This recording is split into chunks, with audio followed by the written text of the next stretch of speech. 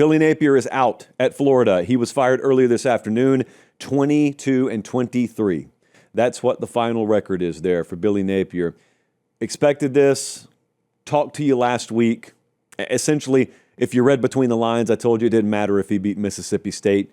This was pretty known. This was not hidden. A lot of people reported this during the week. So, not a surprise, very disappointed. And I'm not saying I'm disappointed that Florida made the decision. Florida did exactly what they had to do here.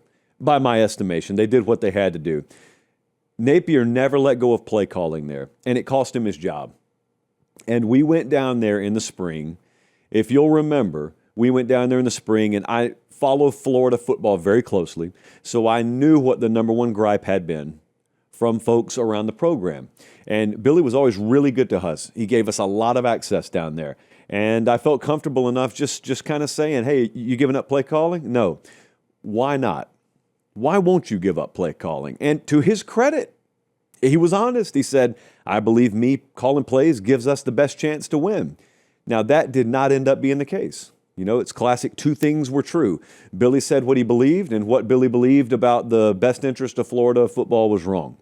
And it cost him his job. That's the way it works. It's an adult world. It's a results-oriented world, and you make decisions, and those decisions do not yield results, and they fire you. And he's going to make a lot of money as part of the buyout. I don't really ever care about that. It's a huge deal. It's baked in to soften the blow here, but I'm a big human element guy. I'll talk about that in a second. But there's not really much to say. For all the talk around Napier for several years down there now, there were people who thought it would eventually work. I was one of them. I think I kind of hoped it would work. There was never that big stretch of games. There may have been individual one-offs, but there was never that stretch of games where you said, oh, he's planted his flag. Here it goes. And what I always have to remind everyone and myself is this is not one of those situations where a lot's being asked of a guy who hasn't been given what it takes to succeed. To Florida's immense credit, they, in the past 15 years post-Urban Meyer, had fallen way behind. I'm not sure you can fully appreciate this unless you had seen behind the scenes down there. They had fallen way behind the power players in college football and in the SEC. And to their credit, they put their foot on the gas from an infrastructure standpoint, from an NIL standpoint more recently, from a strength and conditioning, sports nutrition, facilities, you name it. They put their foot down and they got the job done. And for that, the Florida job is a great job now. Florida's a destination program for anybody to work at. And I'm mentioning that not to sell Florida, they'll sell it themselves, but to remind everyone, that's why there's not much to say about him firing Billy Napier. He had everything. He asked for a lot. He was given a lot. He had a gigantic staff down there and a really good one, to the point where I wonder when the new guy comes in there if there'll be some retention. I've said that for months now. There's some really, really good top-of-the-industry people in that building that Billy hired. Did a lot of good things down there. I don't ever remove the human element of this, which a lot of people do. If you're a fan of the team, I get it because you just want to win. So if you have a terrible person winning football games for you, that's okay. And if you have a great person who's losing football games for you, you don't really care that he's a great person because you're not hiring a Boy Scout leader. You want someone to win games. I look at it a little different, but that's because I'm not sitting there as a Florida fan. I'm just someone who knows Billy Napier, loves the dude, just loves him as a person, hoped it would work out for him as a coach. It didn't. I have trouble removing the human element on things like this. So I'm certainly not sitting here telling you he got screwed. Like I made the case. I thought Penn State moved on James Franklin way too quickly. I don't think Florida moved on Billy Napier way too quickly. I thought this had to happen. I will say this. He left the thing a whole lot better than he found it. The Florida program, the Florida job, it's a great destination place. Okay, so there's that. There's the big buyout that makes 99% of people look and say, hey, you pay me that kind of money, I'd love to be fired. Hey, wait just a second. I appreciate you guys watching. Most of you are subscribed. If you're not, please do so. It's free. It helps us keep the show free, and that's how we do college football year-round. All right, back to the video.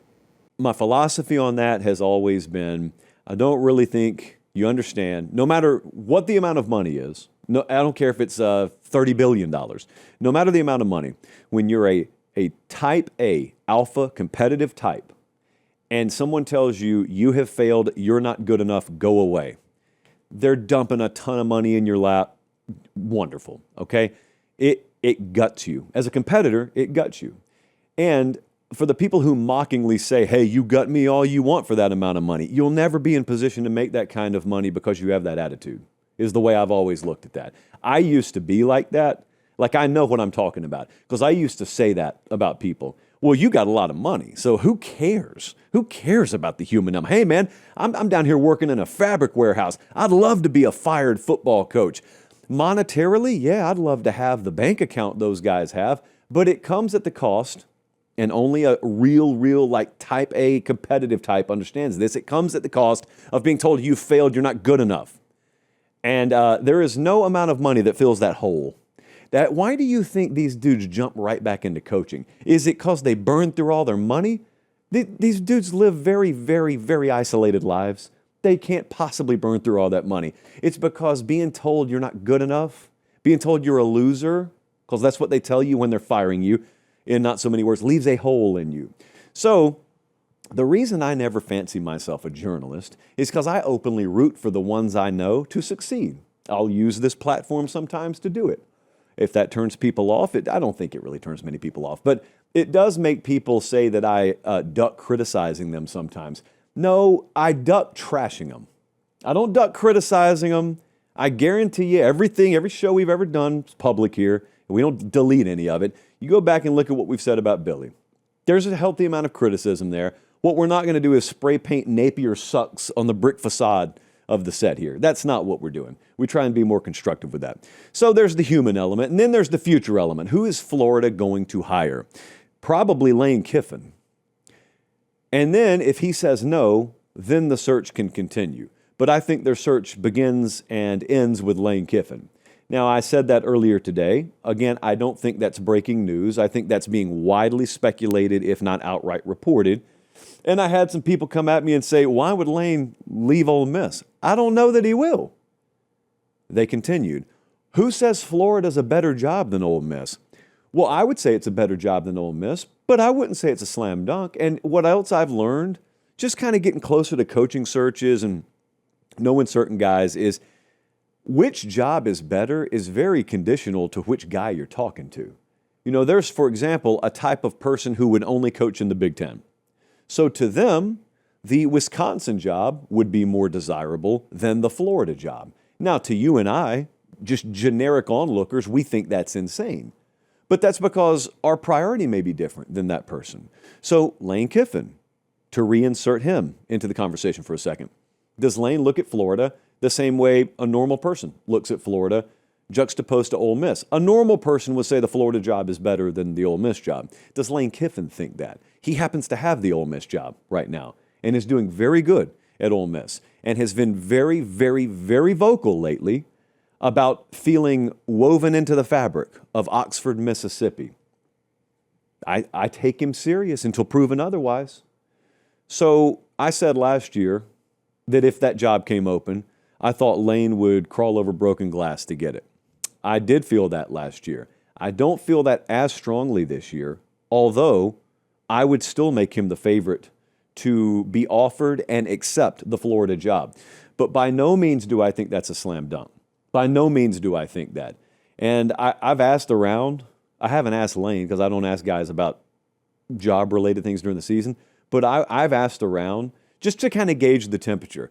I've asked a lot of agents about this. I've asked them, do you think in his heart of hearts, he 100% has an answer to that question right now? Some of them have said yes. Others have said no. So it's very much a wait and see. But yeah, I think that's a Lane Kiffin job. Don't overthink the room on that. And then if he says no, then you adjust. But the Florida job, I'm just telling you, if you've got any doubts, is very, very coveted. And there are a lot of guys who are probably thought to be pretty secure at their current locations that if offered the Florida job would really have to think about taking the Florida job.